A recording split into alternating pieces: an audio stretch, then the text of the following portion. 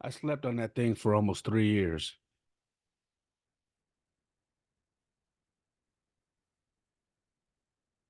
3 years of probably the toughest times of my life.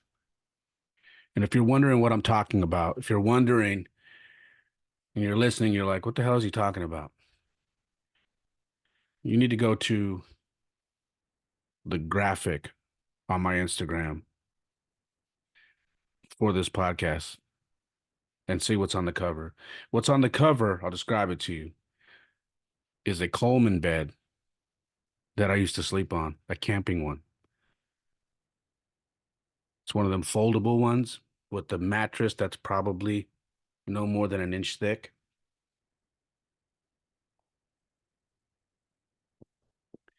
And I have it leaning up against the wall. And that was the night that I was moving out of that office. And I leaned it up against the wall. And before I left, I flipped it off.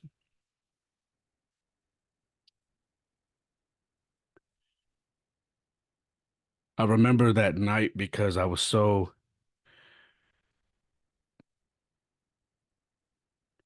conflicted. I was conflicted because I I knew that that office had so many things for me that were good, but also a lot of things that were bad.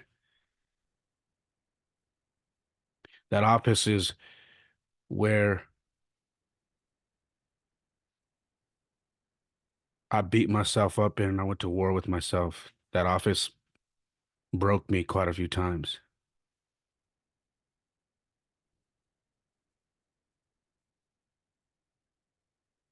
And sleeping on that Coleman,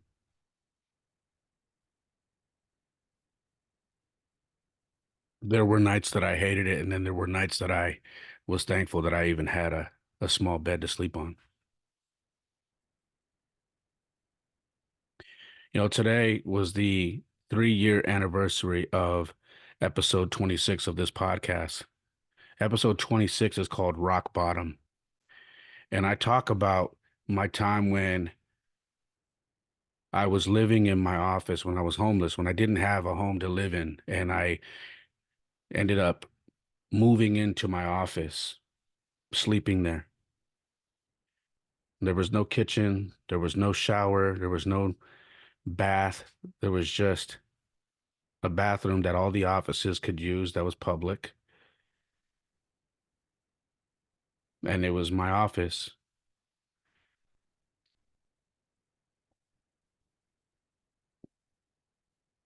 Before I go any further, that episode, I really think you should bookmark it. And if you have a pen handy or your phone, make a note.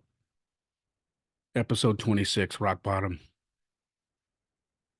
And I encourage you to please listen to that episode because this episode will make so much more sense to you if you listen to it, because it'll actually tell you where I was. This episode here is just a reflection, just reflecting on the years that I was there and where I am now. If you are going through something right now, if you are listening or watching this podcast right now and you are going through something, maybe you're going through a divorce, maybe you've lost everything, you've lost your job and you've just lost hope. Maybe you don't have a relationship with your children.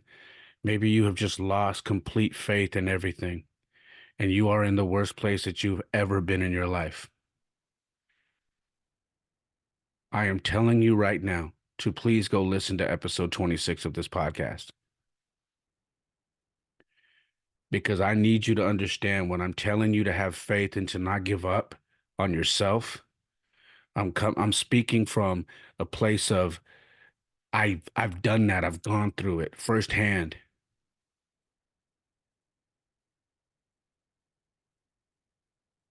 That I quit multiple times, that I fell on my face multiple times, that I felt like a failure, that I was embarrassed, that I was ashamed because I lost everything. I lost my family. I lost the home I lived in. I lost everything. I lost my identity. I lost who I was. I lost my way.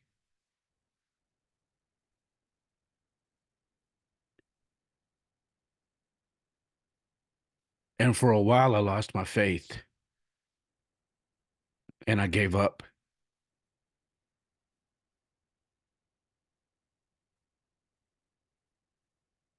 I really need you to listen to that episode if you're going through something like that right now. You can even pause this and come back to this one later.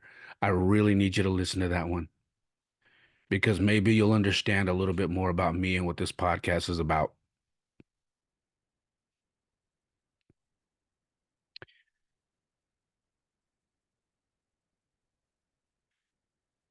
I had a lot of people when I was going through my stuff telling me, I'll rent a room to you, or you can stay with me for a few months, or I'll float you some money or whatever.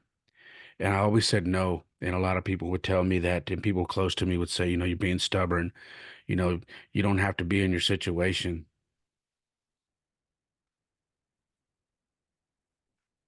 But it didn't sit well with me. I didn't want to be in someone else's home, not some of my friends who were married, had kids. I didn't want to be that person who was living in a home with another family. I didn't want to be that person putting anybody out.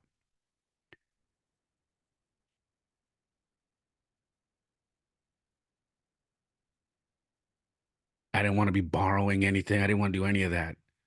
So I had to prove to myself. I took it upon myself to, as stubborn as I was, and maybe as stupid as I was, to take the hard route. So I said no to every option I had. And when I got my office for my business, I said, I'm going to move into this office. I'm going to figure it out. They got me a gym membership, was going to the gym, and I got me a little Coleman bed, and that's what I would sleep on at night.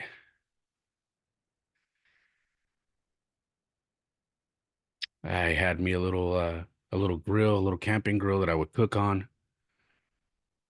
I had an office refrigerator in my office that I could put food in,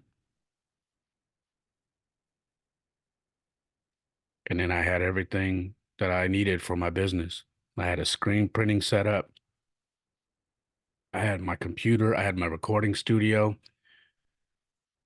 At the time, I was using it to finish an EP that I recorded and released. And then I also used it to start this podcast.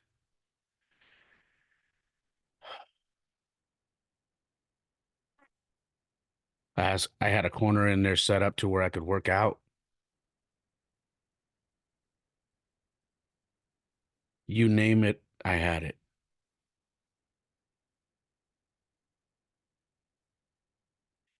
But it didn't feel like home. I couldn't have my kids over, not to stay the night. And for a long time, I had to play it off like I didn't live there, that they were just coming by to visit me at work.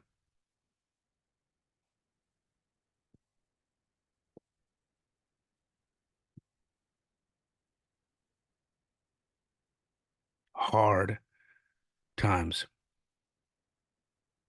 And then they got harder. Yeah, buddy. That was 2019, and then the pandemic hit. And you're probably like, Ray, well, it got hard for all of us. No. See, what you're forgetting is I told you I had a gym membership to take a shower, to go work out, take my shower, and start my day. And the pandemic hit, shut everything down. No more gym. It didn't hit me until the first couple of days. I was like, wait a minute. I, hmm, wait, I can't, I can't go to the gym. I can't shower.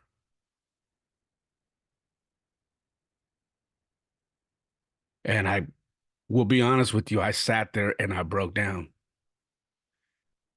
And this is one of the moments where I asked God, why? Why why are you making this so difficult? What did I do? Why are you making this so hard for me?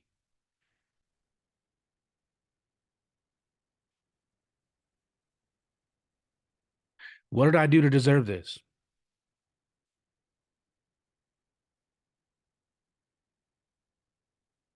And I said, I can't do this. I'm not going to make it. I can't do this. I can't.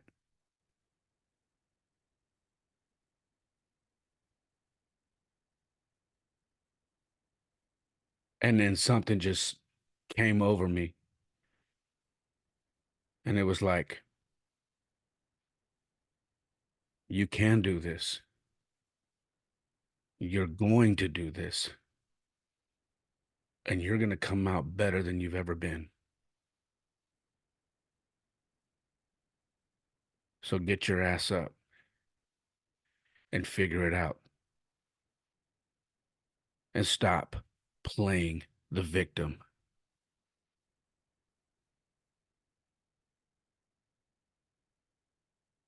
And I still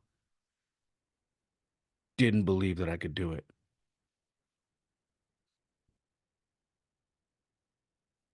I figured it out. I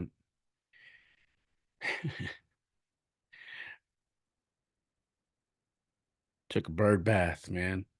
Did a bird bath for until the pandemic was over. Used the community bathroom, got a bin of hot water, laid down a couple of plastic bin tops with some towels, did a bird bath because I had to survive because that's what it took. Wasn't ideal, wasn't proud of it. Looking back now, I'm fucking proud as shit that I did that because it built me. It made me who I am today. And I'm not ashamed anymore. And when I did episode 26 of this podcast, that's when I knew I was ready to talk about it and I wasn't ashamed to tell my story anymore. And I told myself, I'm not going to tell that story until I'm out, until I've gotten myself out of that situation. And that's what I did. I got myself out of that situation. And then I prepared to tell my side of the story of how and why I lived like that and what I did to get out of it.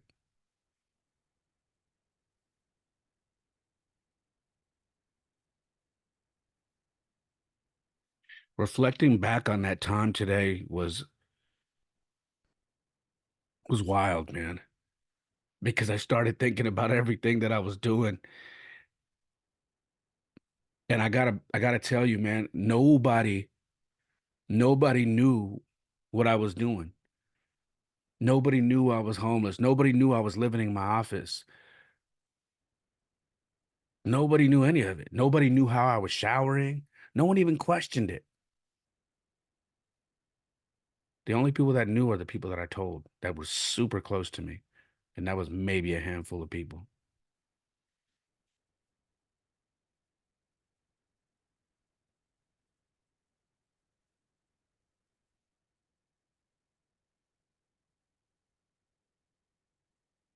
I documented that whole thing. I documented everything. How I used to cook, how I used to clean my dishes, how I used to bathe, how I used to work out, my morning routine, how I would have my kids there, how me and my kids would go running through the neighborhood to get exercise, how I would do screen printing, how I would do design work, how I would record my music, how I would record the podcast, you name it. I documented everything.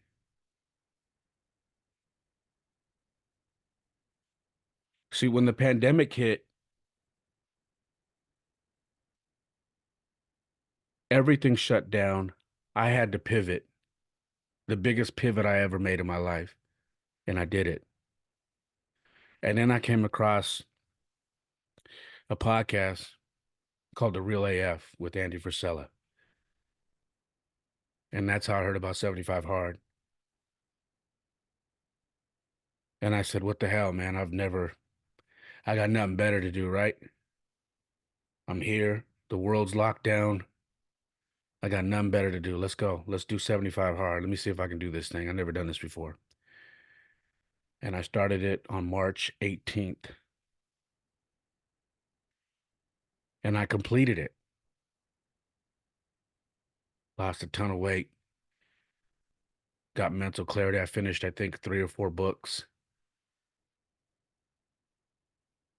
And I had the most clarity in my life that I'd ever had in my life. I mean, just absolute clarity. I had stamina, strength. Never had that. I was so fat, nasty, out of shape before this. I mean, I just did not care. And I threw myself into 75 hard during this time, and it changed my life. I got my boys in with me. When I would do 75 hard workouts, I would take my boys, they would run with me, they would do workouts with me. I would take them to the school and they would run the bleachers with me, all while people were wearing masks, while people were looking at us, shunning us because we were out in public when they were telling us to be locked down. Running the streets, running through the neighborhood where my office was, people beeping because me and my sons are running with no masks on. We're coming down the street running and people are going to the other side of the street because they didn't want to catch the COVID.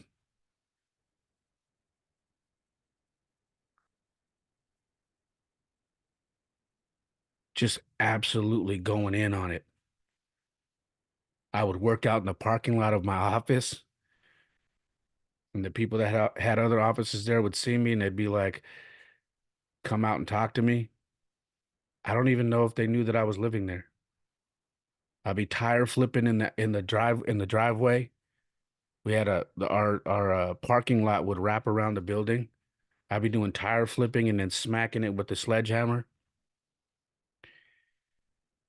I'd be doing sandbags, you name it. I was doing all the workouts there in the parking lot. Then I would go bike riding, do 20-mile bike rides.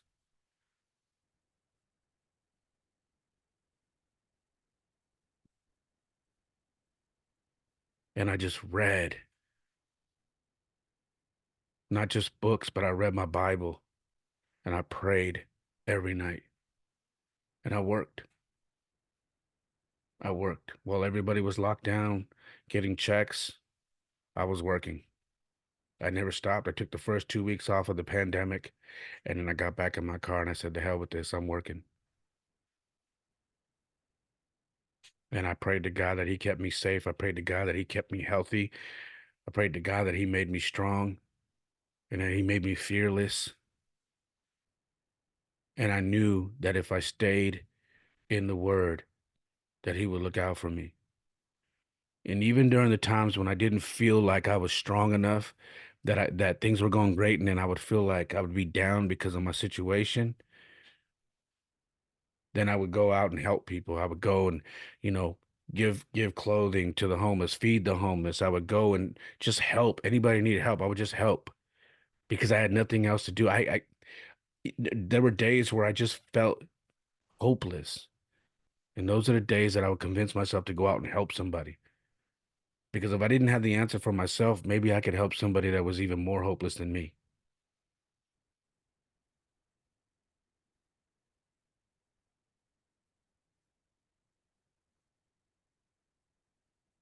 I had kept attending our men's groups during the midweek. And during that time, we would have to do it through Zoom. So I would be on my computer or my iPad doing Zoom, my men's group with my church, talking to my brothers, helping keep all of us strong during this time. And when I wasn't on that, I was on the Zoom meetings on my phone while I was biking. I would have it clipped on my handlebars in the Zoom meeting while I was biking. Some of my brothers listening right now, you guys remember that. I know you do.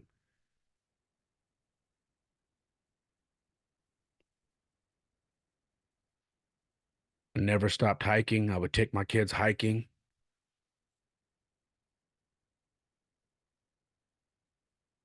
During this time, I was doing t-shirt printing. During this time, I recorded an EP, released an EP. During this time, I started the podcast. All of these things. I read, I believe, almost 20 books the first year. I started the Beast or Famine brand.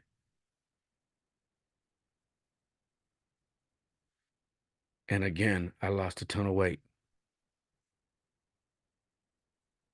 My faith got stronger. And the entire time, I kept asking God to help fix my relationship with my ex-wife. Not to get back together, but to fix my relationship with her, to take the anger and the animosity away from me. Please take it from me. I don't want to be angry no more.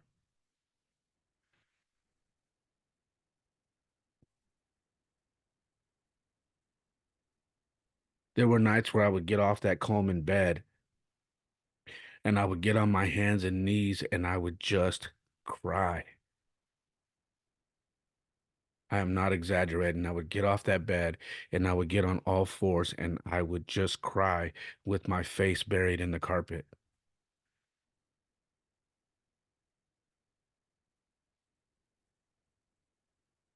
And I would literally just be repeating, God, please take away my anger, take away my pain. Please take this away from me. I do not want to feel like this no more. I don't want to be angry. I don't want to be mad. Please, please, God, make me strong again. Please make me strong again.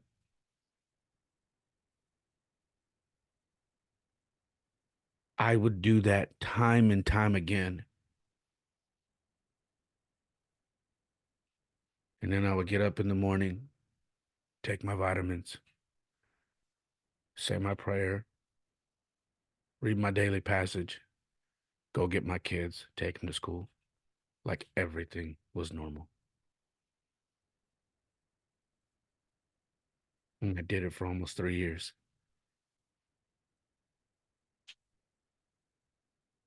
And up until I did episode 26 of this podcast, nobody knew.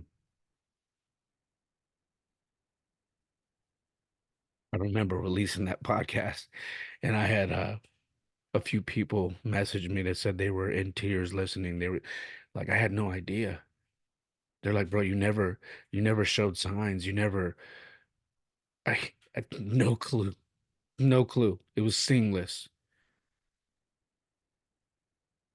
I can't believe that everything you were doing with your kids and coaching baseball and hiking and training, doing 75 hard and reading and doing the church thing and helping the homeless and the pictures you were sharing and all that stuff. I had no idea you were living like that. And then you dropped this episode.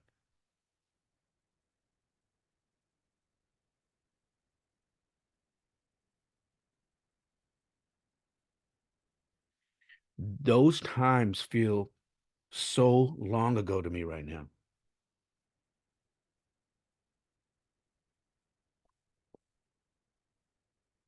And maybe you're asking, would you change it? If you could go back, would you change anything about it? And I wouldn't. Not one thing.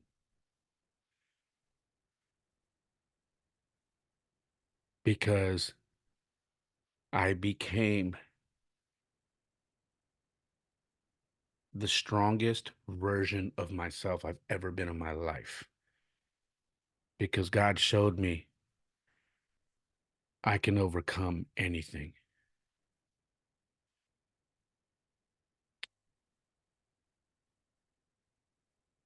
that there's nothing that He won't get me through if I have faith and if I do the work. You see, faith doesn't work if you don't do some of the work. You have to mix faith with doing some of the work.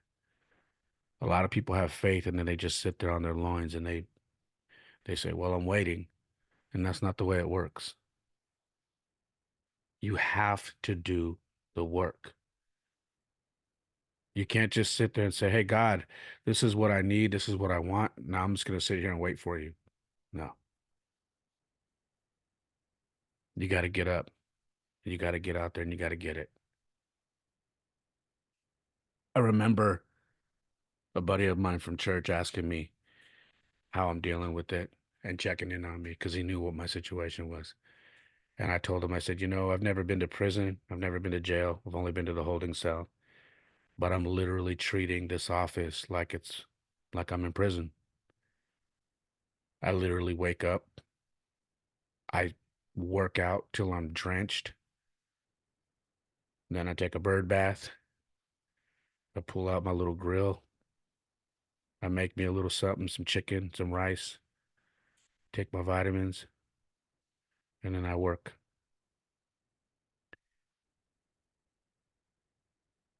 And I'm not playing the victim anymore. You see, a big problem with a lot of us when we get in situations like that, we automatically turn into the victim. We say, I don't deserve this. And then we complain about our situation and we cry. And anytime someone asks us about it, we blame somebody else. And what I learned during this time is, nope, it's on me. It's on me. We say, Ray, well, the whole thing is not your fault. Yes, it is. See, you have to get to a point where you own everything. Everything. When you accept everything and you say, this is it, this is the hand I was dealt, now I'm going to play it and let's see how this thing works out. Instead, somebody gets the hand and they're like, oh, well, this ain't fair. My life, I didn't deserve this and that. Who gives a shit? Nobody gives a shit. That's the hand you were dealt. Now, what are you going to do with it? Because you can sit there and cry and say, this isn't fair and play the victim all you want, but nobody gives a shit. Your life is your life. You have to be willing to make the change. You have to be willing to do the work. And yeah, it's hard. I am not going to lie to you. It's embarrassing. It's it's something that's going to make you feel shameful. And you are going to drag your feet on some situations and then other times you're just going to power through. And then other times you're just not going to want to get out of bed. But you have to. You see, I wanted my story to be one of triumph, one of persevering, and I wanted my kids to grow up and hear this story and know, damn, I had no clue my dad was living like that. I had no clue that my dad was going through that during that time. Not one. He never showed it. All those times we were training, we went home, we took showers, baths, we did did our routine. And dad went back to the office and had to fill a bucket of water,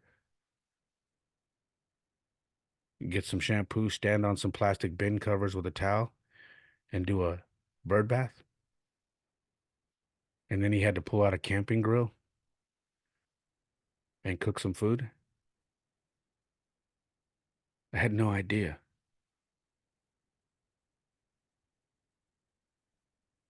They weren't supposed to know because it was for me to handle. I want them to understand that that's the way it was supposed to be. And then look back on it and say, man, my dad's strong, man. My dad got mentally strong. I don't know if I could have did that. But to my sons, if you're listening to this now or when you're older and you're coming back to listen to this, Yeah, you can do it. And if it ever comes your way and life throws you a curveball like it did me, you will do it because I've taught you well and because I've trained you from little boys, from 7 and 5. I've trained you to do hard things. So when life gets hard, it's not hard like it is for most kids. To you, it's easy because you've been doing this. I've prepared you because I've went through the gauntlet for you. That's what I was supposed to do. And I know now that that's what God was doing. You see, I couldn't be the version of a father that I am today because God needed to show me that there was a lot of work that I needed to do. He had to put me through a series of tests that were possibly going to break me and then show me you can do anything you put your mind to and you are stronger than you ever thought you were because I made you. And once he put me through the ringer and the gauntlet of going through that time when I was homeless and didn't have a place to live and didn't have a kitchen, didn't have a shower, didn't have any of that, he picked me up and dusted me off and said, I think you're ready now.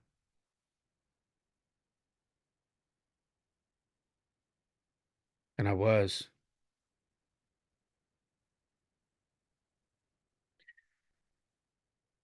I was stronger physically, mentally, spiritually. I finished 75 hard. I threw myself into so many books. I learned and educated myself so much. I listened to so many podcasts that were teaching me so many things. I stayed in the Word, read my Word every day, the Bible.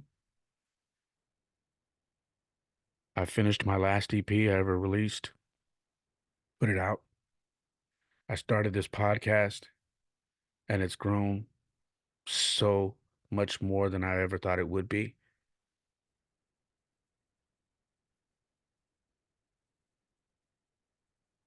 My relationship with my kids got stronger. Our foundation was built during that pandemic. And I see it now because my son's in high school and I see the work ethic he has. And I know it's because we did all that work. He's going on 15, and we've been working for 7.5 years to get him right. And I see it now. He's in great shape. He's not afraid of the work and he busts his ass. And the same thing with my little guy, man. And I know now that that was God's plan. I had to go through that. There was no other way. So when someone asked me, would I change anything? I wouldn't change a fucking thing. Not one.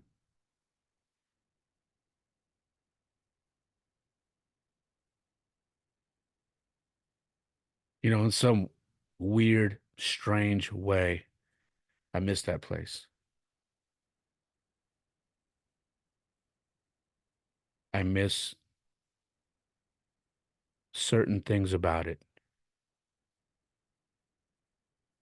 And I think I miss the edge that it gave me. It made me work. It made me push hard. I'm still not where I want to be. I'm always a work in progress, but I've got my place now. Got a bathroom, got a shower, got a bed, nice bed, got a room. I have what I need.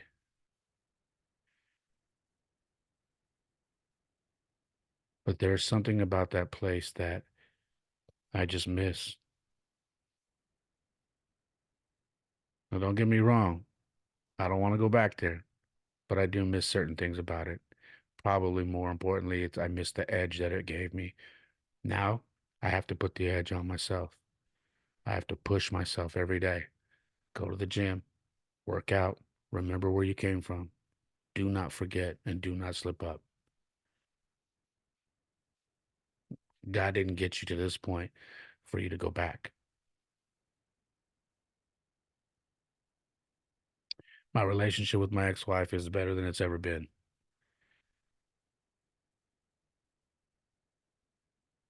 And I know that those years that I spent in that situation were for a reason, because during that time we were not in a good spot, but we slowly worked through it. And now we're in probably the best spot in our co-parenting relationship that we've ever been.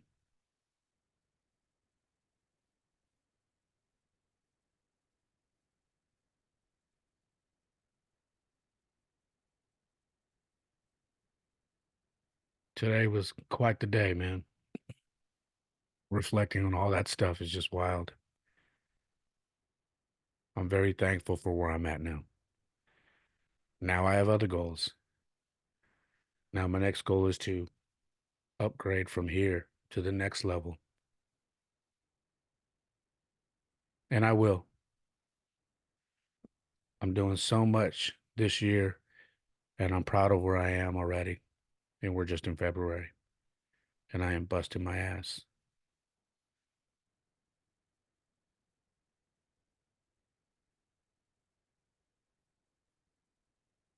Before I close, I'm going to tell you again, if you are going through something right now where you lost faith and your life is not in a very good place, and maybe you're in the worst places you've ever been in your life, please listen to me. Do not give up on yourself. Don't. Do not be afraid to ask for help. Do not be afraid to get on all fours and say, God, I don't know how to fix this. I need your help. I want you to imagine something. You see, when we go through stuff like this, like I'm sharing with you, we think that we're walking through this thing alone, and we're not. There's always a hand coming down that's just reaching for us, like this. And all it's waiting for you to do is go reach up and grab it. And then he'll lift you up and say, I got you, my son. Now let's get to work. You are not alone. You're not. I am not the model guy who follows Christ. I'm not. As you hear, I still every now and then use foul language. I'm not the Bible thumper. I can't, rattle off scripture like most guys can. But that's okay. My relationship with God is my relationship. He understands me. And I want you to understand that God understands you as well. You don't have to have the same relationship that I have with him. Your relationship with God is your relationship. But do not feel like you're alone. You're not. But you have to surrender. You have to. And there's a few other things that I stopped doing during that time too. I stopped drinking as much as I was. I stopped all that because it just wasn't putting me in the right mind. And I needed some clarity.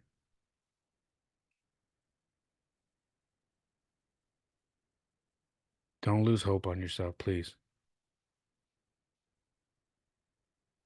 And I always tell people this, and I don't know if people think I'm serious or if I'm just saying that, but if you are listening or watching this podcast and you have no direction, you have no idea what to do, you can message me. However, there's so many different ways to message me. You can message me on YouTube, Instagram, TikTok, my email, my website, all of it, Facebook, and I will do whatever I can to help you get some clarity. I mean that with all my heart because I know I've been there.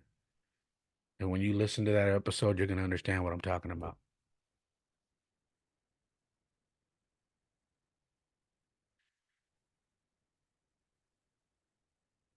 I used that picture for the cover because I just remember that night.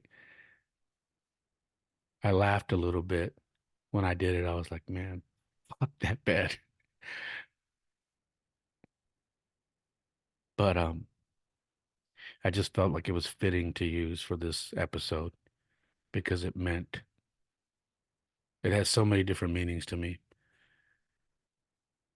And although I hated sleeping on that bed, I wouldn't change it because now I appreciate what I have. It ain't much, but I appreciate it so much more. And guess what? While I'm recording this episode, my sons are asleep in my home.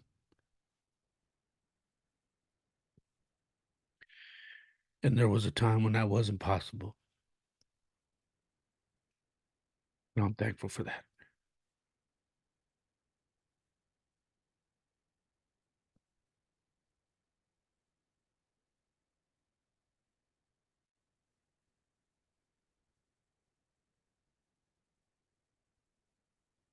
That's all I got, guys. Um, it's been episode 138 of the Perfect Mess Podcast. My website is raymolina.com. Make sure to check it out. Bookmark it, please. There are, I do a lot of blogs on there that you can read and share. I have an online store you can buy stuff. I have my book reviews of books that I read, and the podcast is on there as well. Please bookmark it.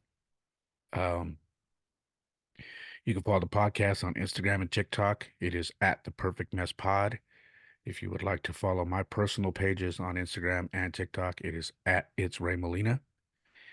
And the YouTube is youtube.com/the Perfect Mess Pod.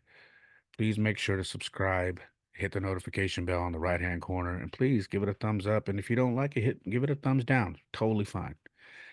If you listen to Apple, Spotify, whatever, please leave a comment, review, rate it. Um, love to hear from you. If you're on YouTube, leave a comment. Tell me what you think. Tell me if you're going through stuff. I'd love to hear from you guys. Okay. And share these episodes. You can share them through all your social media, through X, which is Twitter, Facebook, uh, Instagram. You can share it all. So if you like what you hear, please share it. I really appreciate you guys so much. All right. Like I always tell you guys, it's not necessary, but I do have, a few people that have hit me about donating. If you would like to donate, I have a Cash App. It is $ It's Ray Molina, and my Venmo is at It's Ray Molina. All right. That is all I have. I love you guys. I am so appreciative of you guys who continue to listen and help me grow this thing. My numbers this year, we are only in the second month of this year, and my numbers have already, I think, tripled or quadrupled what they are last year during this time, and that tells me a lot. Consistency matters, and that's what I'm doing. All right. Thank you guys so much. Please help me continue to spread the word here. Like I always say, my life isn't perfect. Oftentimes it is a mess, but for me, it is the perfect mess. Peace. Love you.